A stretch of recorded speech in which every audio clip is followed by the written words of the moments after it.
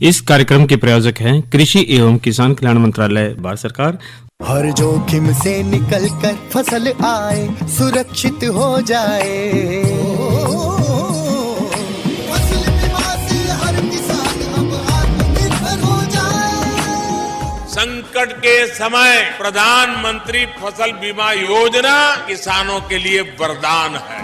अब सूखा पड़े या बाढ़ आ जाए कोई डर नहीं, अब ओले पड़े या कीट पतंगे फसल खा जाए कोई फिक्र नहीं, क्योंकि हमने लिया है प्रधानमंत्री फसल बीमा। बुआई से फसल कटाई तक हर जोखिम का दावा, न्यूनतम प्रीमियम पर अधिकतम भुगतान का वादा। योजना से हर साल जुड़ रहे हैं 5 करोड़ से ज्यादा किसान। अब आपकी है बारी। नजदीकी कृषि कार्यालय, सहकारी समिति, बैंक शाखा, अधिकृत बीमा कंपनी या जन सेवा केंद्र में स्वेच्छा से करा सकते हैं पंजीकरण। फसल बीमा पोर्टल या फसल बीमा ऐप द्वारा भी कराया जा सकता है पंजीकरण। प्रधानमंत्री फसल बीमा योजना, आपकी फसलों का संपूर्ण सुरक्षा कवच। कृषि एवं किसान कल्याण मंत्रालय, भारत सरकार।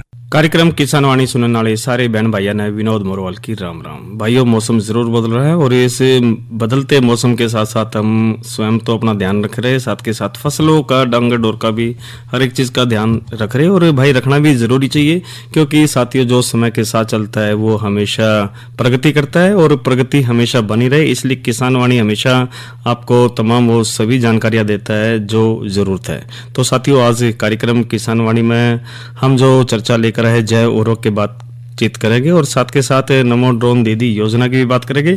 लेकिन कार्यक्रम की जो शुरुआत हमेशा आज के कृषि प्रश्न से होती है। तो साथियों, आज का जो कृषि प्रश्न है, एशिया की सबसे बड़ी अंतर्राष्ट्रीय बागवानी मंडी कहां पर विकसित की गई है? अपना उस जिले का नाम बताना, जगह का नाम बताना है, और जिसका जो सही उत्तर केवल आपको SMS के माध्यम से हमारा जो फोन नंबर है 9466021336 यानी 94,660,21,336 पर 6:50 से पहले केवल SMS के माध्यम से आपको इसका उत्तर जरूर देना है। प्रश्न एक बार फिर से, एशिया की सबसे बड़ी अंतर्राष्ट्रीय बागवानी मंडी कहाँ विकसित की गई है? और साथियों, आज जो कार्यक्रम की शुरुआत हम हमेशा महत्वपूर्ण विषय जरूर उठाकर लाते हैं और बातचीत भी करते हैं, कई बार हम भी जाते हैं। तो आज हम जो पहुंचे थे क्षेत्रीय मशरूम अनुसंधान केंद्र मुरथल में, और वहां पर हमने जो निदेशक है डॉक्टर अजय यादव जी से बातचीत करी थी और ऋतु आधारित मशरूम की काश्त के विषय में बातचीत करी थी। तो बातचीत के सुनते हैं। नमस्कार साथियों, आज हमारे साथ क्षेत्रीय मशरूम अनुसंधान केंद्र मुरथल के निदेशक है और आज हम इनसे जो बातचीत करते हैं ऋतु आधारित मशरूम की खेती के बारे में बातचीत करते हैं। डॉक्टर साहब, सबसे पहले तो आपका कार्यक्रम में जुड़ने पर स्वागत है। नमस्कार किसान भाइयों, जी बताइए। डॉक्टर साहब, सबसे पहले तो हम ये जानना चाहेंगे, जो मशरूम है, अगर जो ऋतु आधारित मशरूम की खेती की बात करें तो किस प्रकार से हम इसमें खेती कर सकते हैं? दोस्तों, आप देख रहे हैं कि आजकल जो है गर्मी ऋतु की शुरुआत हो गई है और हम ऋतुओं के हिसाब से, गर्मी के हिसाब से मशरूम की खेती बिना ज्यादा कोई लागत लगाए उत्पादन कर सकते हैं। स्वास्थ्य के प्रति लोग काफी सचेत हो रहे हैं और मशरूम स्वस्थ रखने के लिए एक अपना उचित स्थान रखती है। इस समय आप मौसम के हिसाब से, ऋतु के हिसाब से, गर्मी के हिसाब से 2 मशरूम की खेती आराम से कर सकते हैं बिना मौसम को तब्दील करे। यानी कि मशरूम की खेती जो इंडोर होती है, कमरे के अंदर होती है, झोपड़ी के अंदर होती है, उसमें आप लगभग 20 से 30 डिग्री तापमान के जो कमरे के अंदर का मेंटेन कर सकते हैं आराम से। उसमें आप ढींगरी मशरूम, जिसको हम प्लूरटस या ओयस्टर मशरूम भी बोलते हैं जी, इसकी खेती कर सकते हैं।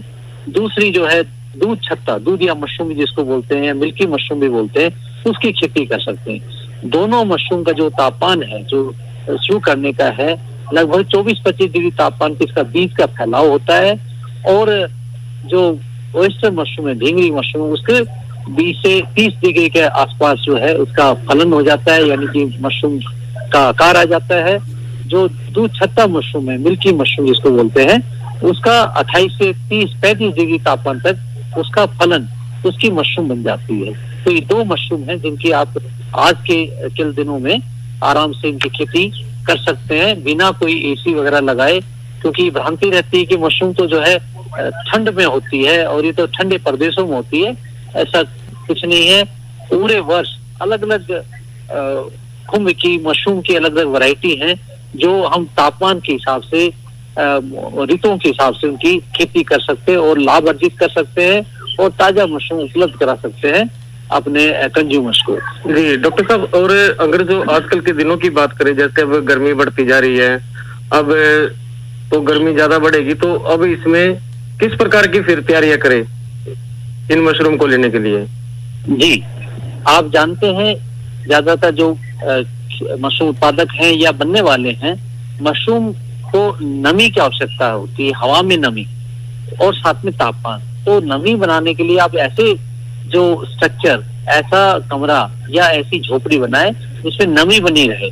तो नमी बनाने के लिए जैसे अगर आप कम लागत की झोपड़ी बनाते हैं, एक हट भी बनाते हैं, तो उसके जो सरकंडे की जैसे छत है और साथ में आपके टाट भी जो है वो लगा सकते हैं, हम दीवारों के साथ लगा सकते हैं, ऊपर लगाते हैं और उनको गीला रखेंगे तो नमी बन जाती है। ऐसे ही हम गर्मी के दिनों में कूलर का इस्तेमाल करते हैं, तो कूलर का भी आप इस्तेमाल करके उस कमरे में जिसमें मशरूम उत्पादन करते हैं वो कूलर लगा के भी आप मशरूम का उत्पादन कर सकते हैं।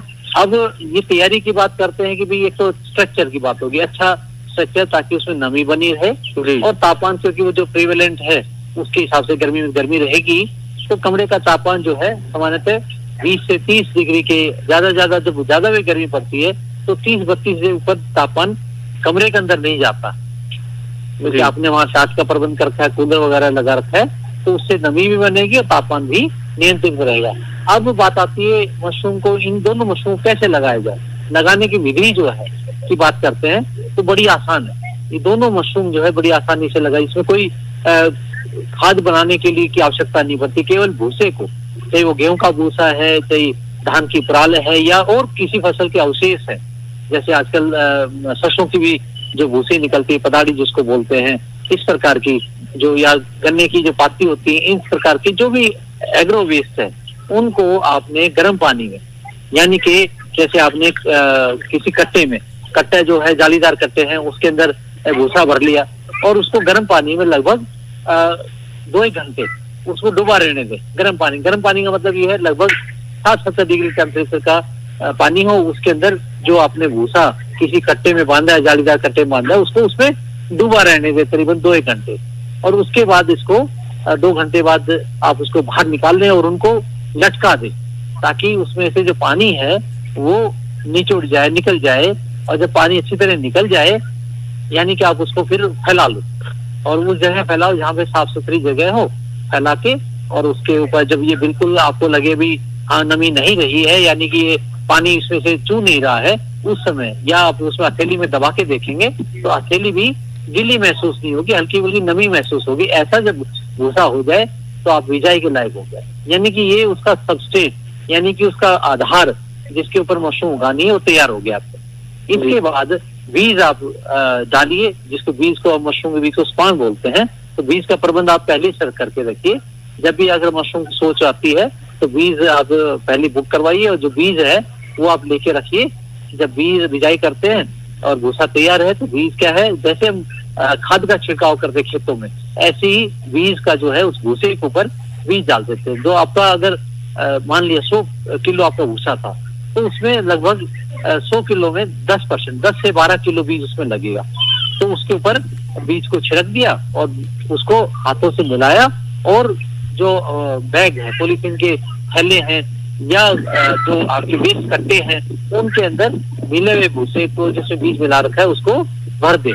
कोशिश करें कि उसकी जो चौड़ाई है ज्यादा ना हो, सिलेंड्रिकल हो, लंबा हो तो अच्छी बात है, क्योंकि ज्यादा जब चौड़ा ज्यादा बाहर हो जाता है तो उसमें कई बार गर्मी बनने की हो जाती है, नौबत आ जाती है। इसलिए जो कट्टा है या पॉलीथीन है वो सिलेंड्रिकल ज्यादा हो, यानी कि 1 सेंटीमीटर से ज्यादा करना इस्तेमाल करें, जिसका डायमीटर जिसको मैं कह रहा हूँ वो हो। तो उसमें आपने भूसा और बीज मिला के डाल दिया और उसको 24-25 डिग्री तापमान जिस कमरे में हो और नमी 80-90% हो तो वहां रख दीजिए। तो ये कर देंगे। जी डॉक्टर साहब, जैसे आपने भूसे का बताया, बीज का बताया, क्या ये आपके यहाँ से भी मिल सकता है क्षेत्रीय मशरूम अनुसंधान केंद्र से या अन्य जगह से, अगर जो कोई तैयार नहीं कर पाए? जी जी, ये तैयार बिजाई किए हुए थैले भी मिल जाते हैं। ये मशरूम अनुसंधान केंद्र मुरथल से बीज भी वहाँ पे मिल जाता है प्रति 80 रुपए प्रति किलो के हिसाब से, तो वहाँ बुक करवा दीजिए। और इस तरह बिजाई करके जब हम थैले रख देते हैं तो उस कमरे का तापमान, झोपड़ी का तापमान 24-25 डिग्री तापमान हो और नमी 80-90% मेंटेन कर रखेंगे तो लगभग जो है 15 से 20 दिन में पूरा बीज का फैलाव हो जाएगा। जो सारा भूसा है वो पूरा सफेद हो जाएगा। यानी कि सफेद किससे होगा? वो जो हमने बीज उसके अंदर डाला है वो बीज का फैलाव हो जाता है। पूरा फंगस जो मशरूम का वो फैल जाता है। इससे क्या होगा कि सारा जो भूसा है उसके ऊपर जो पूरा जो बीज का फैला हो जाता है तो वो फिर मशरूम बनने के लिए तैयार हो जाता है।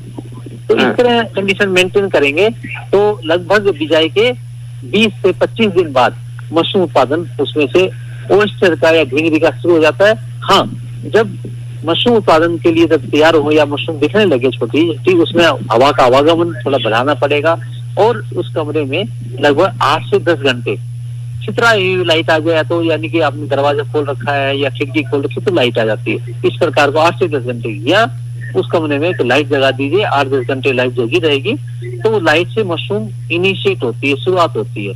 तो 8 से 10 घंटे लाइट जला के रखिए कि मशरूम आपकी चारों तरफ से थैले के हिसाब से बैग की चारों तरफ से आ जाएगी। तो ये है आपका ओयस्टर मशरूम का। और मिल्की मशरूम थोड़ा सा अंतर ये है कि जब बीज का फैलाव हो जाए उसके बाद उस बैग का मुंह खोलते हैं ऊपर से और उसके ऊपर एक खाद की सतह चढ़ा देते हैं। जो आपका गोडी का खाद है वो 1 इंच के आसपास उसके ऊपर परत चढ़ा देते हैं और हल्का हल्का पानी के छिड़काव रखते हैं। उसके 8-10 दिन बाद फिर मशरूम उसमें से भी स्टार्ट हो जाती है जो छातानुमा आती है। तो इस प्रकार जो है मिल्की मशरूम की काश्त हो जाती है। उससे पहले बताया ओयस्टर मशरूम की काश्त, तो ये आसानी से मशरूम का लगाया जा सकता है। और ये मशरूम सामान्यतः जो है 50-60 रुपए से लेके 100-125 रुपए किलो तक की मशरूम ताजा बिकती है। तो ये है आपका मशरूम काश्त करने की विधि और कैसे आपने करना है। तो डॉक्टर साहब इसके अंदर अगर जो दिन की बात करें हम, तो क्या इसमें छिड़काव कब करना चाहिए, कितने टाइम में छिड़काव होता है, क्या नमी किस प्रकार से देखे, थोड़ा सा इसके बारे में बताइए। जी जी, तापमान देखने के लिए और नमी देखने के हवा में उसका एक यंत्र आता है और ज्यादा महंगा नहीं आता, 50-60 रुपए से लेके 100 रुपए तक का आ जाता है, जिसको हम वेट एंड ड्राई थर्मामीटर बोलते हैं। और वो आराम से थर्मामीटर जो है उससे तापमान भी पता चलेगा, नमी भी पता चलेगी। या आजकल इलेक्ट्रॉनिक आइटम भी, इंस्ट्रूमेंट भी आते हैं, वो भी ज्यादा 200-300 रुपए का जाता है, जिसमें तापमान भी डिस्प्ले करेगा और साथ में नमी भी बताएगा। तो नमी का ध्यान रखना है और तापमान का ध्यान रखना है। तो इस तरह मशरूम आप जब अच्छी ऑप्टिमल कंडीशन प्रोवाइड करेंगे तो डेफिनेटली आ जाएंगी। बाकी बनाना कैसे, नमी तापमान कैसे मेंटेन कर, जैसे मैंने पहले ही बताया कि पानी का छिड़काव रखिए। इस फसल के बैग के ऊपर कम की जरूरत पड़ती है, जो केवल कमरे की जो उसका फर्श है, उसकी दीवारें हैं, उनको गीला रखिए। और साथ में तापमान ज्यादा पड़ रहा है तो कूलर चला दीजिए, जिससे नमी भी बनेगी और तापमान भी कंट्रोल रहेगा। तो अच्छी कंडीशन रहेंगी तो अच्छा फसल का मशरूम का उत्पादन आप ले सकेंगे। तो और डॉक्टर साहब इसको और किस चीज में इस्तेमाल हम कर सकते हैं मशरूम को?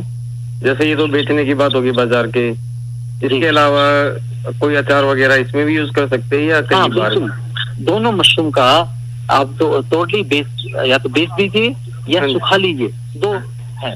दोनों मशरूम जो है आप धूप में सुखाएंगे तो 5-7 दिन में इतनी कड़ी कड़ाके की धूप में जल्दी सूख जाती हैं। और सूखी हुई मशरूम को आप कूट के पीस के उसको आप पाउडर बना लीजिए। पाउडर जो है, पाउडर से पाउडर सूप के रूप में प्रयोग में आता है, पाउडर जो है बिस्किट में भी डाला जाता है, पाउडर से पाउडर भी बनाए जाते हैं। तो मशरूम के कई सारे प्रोडक्ट जो है मार्केट में उपलब्ध है। यानी कि ड्राई पाउडर से आप उसको बेस मटेरियल, जैसे आपका बेसन है, बेसन में मिलाया आपने लगभग 10-12% जो आपका ये है पाउडर जो है मशरूम का, और तो मशरूम के पापड़ बना लेंगे। ऐसे मशरूम की रोटी भी बना सकते हैं। तो ये है सूखी मशरूम के। ताजा मशरूम के जब तोड़ी है तो नहीं बिकती है तो आप मार्केट से वापस लेके आइए, उसके अचार बड़ा अच्छा स्वादिष्ट है। दोनों मशरूम का अचार, जैसे आम सब्जियों का अचार बनता है वैसे ही जो है आपका इस मशरूम के भी अचार बनते हैं। और अचार जो है लंबे समय तक आप रख सकते हैं और टेस्टी मशरूम है और टेस्टी अचार बनता है। और साथ साथ अगर बेचना चाहें तो मशरूम का अचार भी काफी महंगा भी बिकता है। तो यानी कि उगा के आप ताजा भी बेचिए या अचार बना के अचार बेचिए। तो इस तरह आप ये काम कर सकते हैं या सुखा के प्रोडक्ट बना सकते हैं। तो डॉक्टर साहब, अब जैसे मशरूम की आपने बात बताई, इसके लिए कोई हमारा जो प्रगतिशील किसान बहन भाई है, अगर जो कोई शुरुआत करना चाहे, इसकी कुछ ट्रेनिंग भी होती है या किस प्रकार से रहती है? आपके यहाँ पर भी निःशुल्क है, वो उसके बारे में बताइए। तो जी बिल्कुल, हमारे यहाँ विनोद जी जो हरियाणा सरकार का ये हरियाणा महाराणा प्रताप बागवानी हॉर्टिकल्चर यूनिवर्सिटी जो बनी है करनाल में, उसका ये केंद्र है और हम यहाँ पर मशरूम के विशेष पर प्रशिक्षण कार्यक्रम करवाते रहते हैं और वो मुरथल में हरियाणा सरकार, हाँ मुरथल में हरियाणा सरकार द्वारा प्रायोजित रहते हैं और फ्री ऑफ कॉस्ट होते हैं और लगभग 5 दिन का आने जाने का किराया भी दे दिया जाता है सरकार की तरफ से। साथ में उसमें भोजन की व्यवस्था रहती है, रहने की व्यवस्था रहती है। तो आप ट्रेनिंग प्राप्त करें, ट्रेनिंग प्राप्त करके अलग अलग मशरूम हम उसमें सिखाते हैं ट्रेनिंग। तो मौसम के हिसाब से, जैसे अभी मौसम को बताया आपकी, तो ये मतलब कुछ निःशुल्क रहता है सर? ये बिल्कुल निःशुल्क रहता है। तो ये जो है आप नंबर नोट करवा दीजिए, हमारे जो भी श्रोतागण है, नंबर है हमारे इस केंद्र का 9467825549। मैं दोबारा रिपीट कर दो हिंदी में। रिपीट कर रहा हूँ, 9467825549, 9467825549। इस फोन के ऊपर आप, मोबाइल फोन है, मेरे ऑफिस का नंबर है, यहाँ पे आप फोन करके अपना नाम रजिस्टर करवा दीजिए। जब भी प्रशिक्षण कार्यक्रम होगा हम वापस आपको फोन करके आपको बुलाएंगे। और साथ में आप ये भी कर सकते हैं कि जो हॉर्टिकल्चर डिपार्टमेंट है हरियाणा सरकार का, उनके डिस्ट्रिक्ट हॉर्टिकल्चर ऑफिसर जो हर जिले स्तर पे या ब्लॉक स्तर पे हॉर्टिकल्चर डेवलपमेंट ऑफिसर बैठते हैं, उनसे भी आप अपना नाम दिखवा सकते हैं। वो भी नाम हमारे पास या दूसरे केंद्र पे भेज देते हैं जहाँ पे आपको जो प्रशिक्षणार्थी है उसको बुलाया जाता है। जी, इसके अलावा कोई ईमेल एड्रेस भी है डॉक्टर साहब आपके? जी विनोद जी, हमारा ईमेल एड्रेस है MHU Murthal @gmail.com। जी, मैं रिपीट कर रहा हूँ, MHUMURTHAL @gmail.com।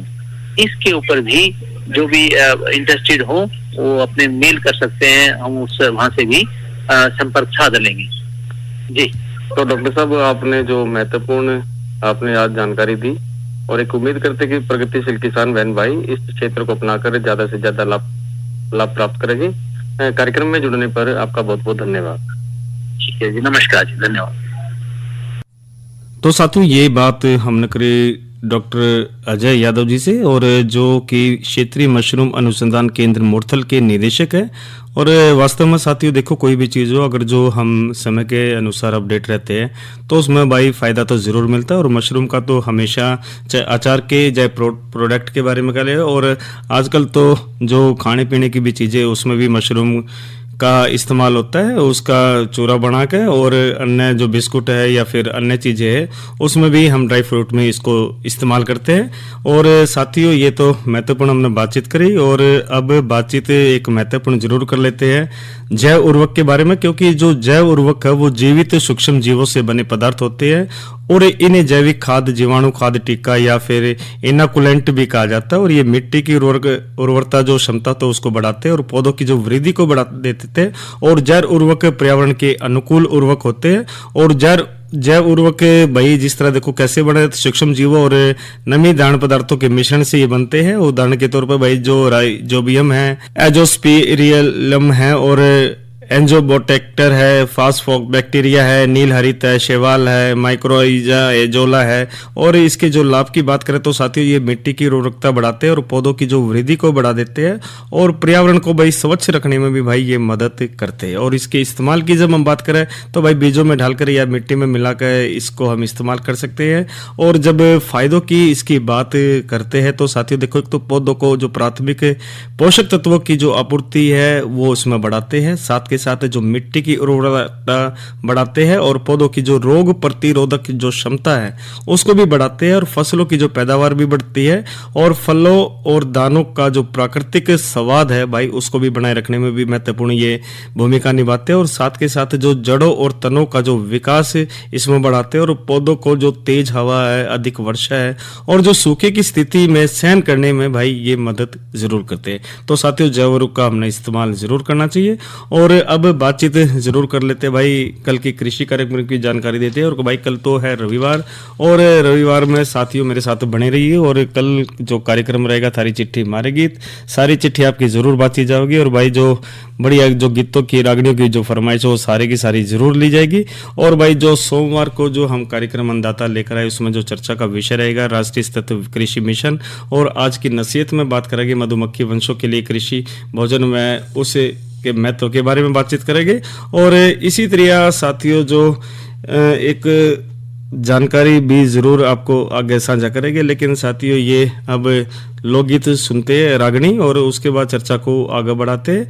और लोकगीत के बाद भाई जिन्होंने भाई प्रश्न पर ध्यान नहीं दिया, एशिया की सबसे बड़ी अंतर्राष्ट्रीय बागवानी मंडी कहाँ पर विकसित की गई उसका उत्तर आप जरूर दीजिए। रागनी के बाद हम जरूर साझा करेंगे और नंबर तो भाई आपको पता ही है 9466021336। तो ये सारे के सारे उत्तर भाई इस रागनी के बाद लेंगे। सुनते हैं ये रागनी।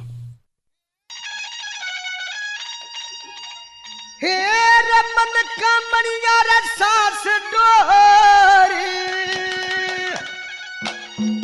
सुपचा परकन की रमाला भाई पांचों इंद्री अब समय करके अपन जा रखेला मेरा मन कमरिया सास डोरी सुपचा परकन की माला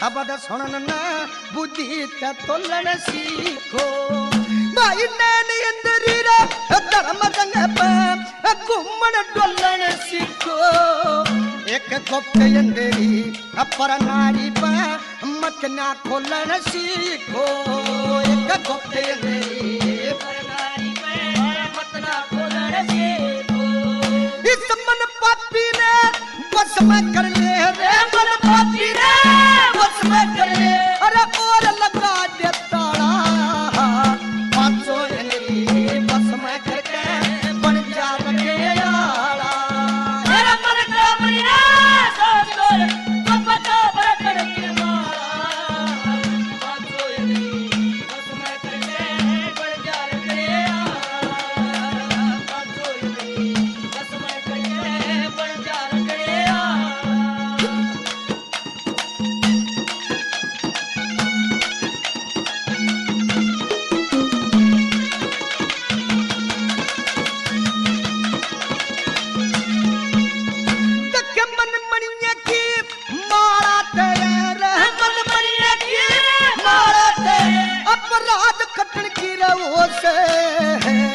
मन अंदर घर मंदिर जीते जंग रखन की रहो से ये रबन दीपक पर आकाश बिजलिया बिना बटन की हो से बैकुंठ धाम एक नगरी साधु संत जटन की रहो से बैकुंठ धाम एक नगरी साधु संत जटन की हो से तू उनके चरण मेरे शीश राख लेंगे उनके चरण में शीश राख दया धर्म की धर्मशाला पांचों इंद्री बस में करके बन जा रखेला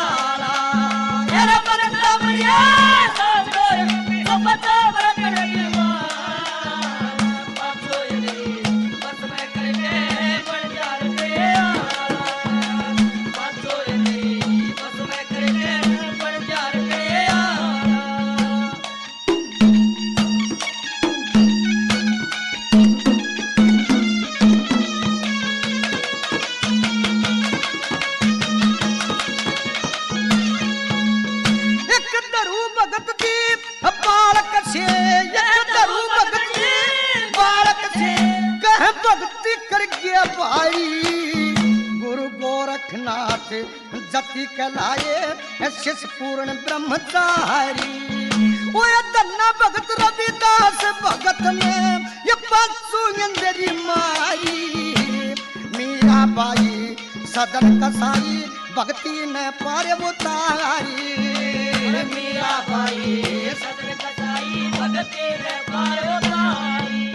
वो तीन लोग परदेश कबीर एक, तीन लोग परदेश कबीर एक, सबसे भक्त निराला।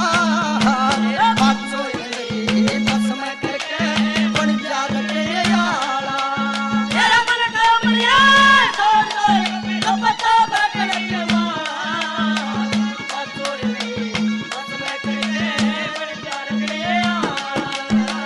बाजो इंद्री बस में करके बन जा रहे आला।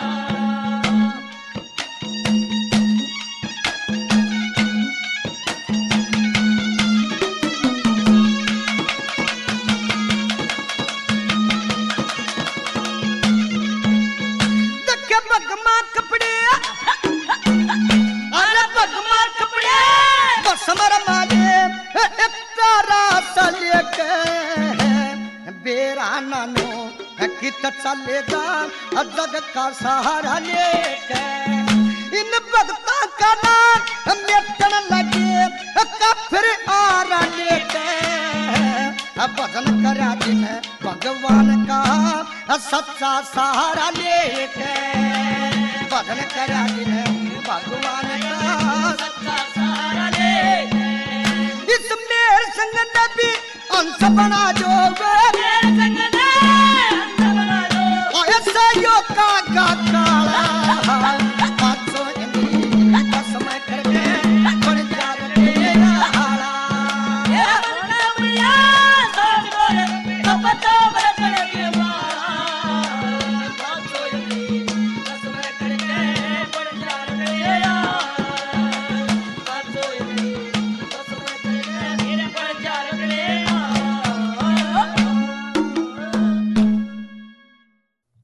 तो साथियों ये तो रागनी के अपने सुने और ज़रूर अब बातचीत ज़रूर कर लेते हैं। जो कार्यक्रम की शुरुआत में हमने आपसे एक कृषि प्रश्न जरूर जिक्र करा था, भाई एशिया की सबसे बड़ी अंतर्राष्ट्रीय बागवानी मंडी कहाँ पर विकसित की गई है। तो साथियों गन्नौर के अंदर ये विकसित की गई और जिला सोनीपत के अंदर ये है और गन्नौर सोनीपत इसका सही उत्तर है। और इसका जो उत्तर सबसे पहले साथियों जी है संजीव कुमार, अमन कुमार और खुखानी गांव से दिए हैं, जो कि डिस्ट्रिक्ट करनाल के अंदर है इंद्री से। और इसके बाद एक और जो सही उत्तर साथियों जरूर आया है और इसका जो सही उत्तर है जो सतपाल पंजेटा जो हेड़ छापर से है गांव से, उन्होंने सही उत्तर दिया है। और एक और सही उत्तर है गांव सातड़ी से है और मदन कंबोज, प्रियांशु कंबोज और समृद्ध कंबोज ने ये सही उत्तर इसका दिया। और एक और उत्तर यमुनानगर से सही आया रणधीर सिंह बांगड़ और परिवार के सभी सदस्यगण। तो साथियों आपका बहुत बहुत आभार और बहुत बहुत धन्यवाद कि जो आप हमेशा इस कार्यक्रम में हिस्सा लेते हैं और तमाम जो जानकारी है वो हमारे जो श्रोताओं के साथ साझा करके ज्ञान के कौशल को आगे बढ़ाते हैं। तो साथियों ये तो महत्वपूर्ण नाम थे और अब बातचीत जरूर एक और कर लेते हैं ड्रोन दीदी की, क्योंकि नमो ड्रोन दीदी योजना महिलाओं के नेतृत्व वाले स्वयं सहायता समूह को ड्रोन की तकनीक देती है और इसका मकसद भाई किसानों को कृषि सेवाएं देना है। इस योजना से किसान लागत कम होगी और पर्यावरण में भी भाई कम प्रदूषित होगा। और नमो ड्रोन दीदी योजना की जब हम बात करते हैं तो भाई इसका जो मकसद है किसानों को कृषि सेवाएं देना, महिलाओं को सशक्त बनाना, ये दोनों मजबूत महत्वपूर्ण बात है। और भाई काम किस तरह करें, जो SHSG यानी कि स्वयं सहायता जो समूह है उनको देकर उन्हें तरल उर्वरक और कीटनाशकों का जो छिड़काव करने का काम दिया जाता है। और भाई इसमें ग्रामीण इलाकों के ये जो समूह है ये इसको आगे बढ़ा सकते हैं। और भाई कैसे चुने जाएंगे समूह, क्योंकि किसानों की मांग के आधार पर क्षेत्र या क्लस्टर का चयन इस पर किया जाता है। और भाई जो कैसे मिलेगा ड्रोन, इसकी बात करें तो सरकार ड्रोन की लागत का भाई 80% ही जो हिस्सा देगी और बाकी का हिस्सा भाई जो सहायता समूह है वो लोन लेकर इसका पूरा करेगी। और भाई योजना से तो भाई महत्वपूर्ण इसमें आगे बढ़ते हैं कृषि और किसान कल्याण विभाग, ग्रामीण विकास विभाग, उर्वरक विभाग और प्रमुख उर्वरक कंपनियों और अन्य सहायता संस्थाओं के बीच मिलकर भाई यह चलाई गई जो योजना है। और इसी तरह साथियों आज की नसीहत की बात करें तो भाई गेहूं की कटाई व बुआई में भाई सावधानी रखनी चाहिए, क्योंकि मौसम जरूर हो रहा है। और भाई जो धूम्रपान का इस्तेमाल ना करे जब गेहूं की कटाई करे। और इसी तरह साथियों जो कटाई का भी जरूर ध्यान रखना चाहिए, पानी का भी हमें ध्यान रखना चाहिए अपने, क्योंकि और जो भी आप कटाई करते तो साथियों सिर पर कुछ ना कुछ आपका कपड़ा होना चाहिए, टोपी होनी चाहिए, या फिर आप कोई भी कपड़ा उस पर डाल सकते हैं ताकि आपके शरीर का ध्यान रखा जाए, लू का ध्यान रखा जाए। और साथियों की महत्वपूर्ण जानकारी जरूर दे देते हैं। एक PIB ऐप है और इस ऐप के माध्यम से साथियों इसे जो भारत सरकार की जो महत्वपूर्ण योजना है प्रेस की, और वो सारी की सारी इस पे रहती है। और इस तरह आप हमेशा अपडेट रह सकते हैं और कंधे से कंधा मिलाकर आप जरूर चल सकते हैं। और किसान कॉल सेंटर नंबर भी आपको जरूर बताते हैं 1551। और भाई घर बैठे आप इस पर कॉल कीजिए, निःशुल्क है। और जो महत्वपूर्ण जो जानकारी है किसान से संबंधित वो सभी आप इसमें ले सकते हैं। और साथियों फसल जब आप उगाते हैं तो साथियों देसी खाद की भी आप फसलों में देसी खाद जरूर डालिए, पर्यावरण के साथ चलिए, क्योंकि जमीन बेहतर रहेगी तो साथियों हमने उससे कृषि मिलती रहेगी। अरे अरे अरे क्या कर रहा है? इधर इधर इधर हम बोल रहे हैं तेरे बीजू का। उतला बोल रहा है? हाँ, पक्षियों से तो हम खेत को बचा लेते हैं, पर इन घातक रसायनों से कैसे बचाएं? मतलब? देख बेटा, तू जो ये अंधाधुंध रसायन मिलाता है ना, मिट्टी की सेहत बिगड़ने लगी है। और जब माटी ही कमजोर पड़ जाएगी तो उपज कैसे सेहतमंद होगी? अरे पहले ऐसा नहीं था। पूछना अपने बड़े बुजुर्गों से, कैसे फसल लहलहाती थी, शुद्धता झलकती थी। हाँ, माटी भी तंदुरुस्त और लोग भी। अरे अब पहली वाली बात कहाँ? पर अब तो सब यही डाले हैं। सब नहीं, आज भी लाखों जागरूक किसान परंपरागत विधि से फसल उगा रहे हैं। खर्चा कम और उपज की कीमत भी बेहतर पा रहे हैं। सच है? रे बेटे एक्सपीरियंस से बता रहे हैं, धूप में बाल सफेद नहीं किए हैं। हाँ। ठीक है भाई, मैं भी आज से जैविक खेती शुरू करूंगा। माटी से प्रेम की परंपरा है, परंपरागत खेती। तो साथियों आज के कार्यक्रम में इतना ही। और एक उम्मीद करते कि जो हमने महत्वपूर्ण जो बातचीत करी सभी किसान जो प्रगतिशील किसान बहन भाई उनके साथ साझा करके देश को हमेशा मजबूत स्थिति में आगे हमेशा रखोगे। तो साथियों आज के कार्यक्रम के प्रायोजक थे कृषि और किसान कल्याण मंत्रालय भारत सरकार। और अपने साथी विनोद मोरवाल को दीजिए इजाजत। अच्छा बहनों और भाइयों, राम राम।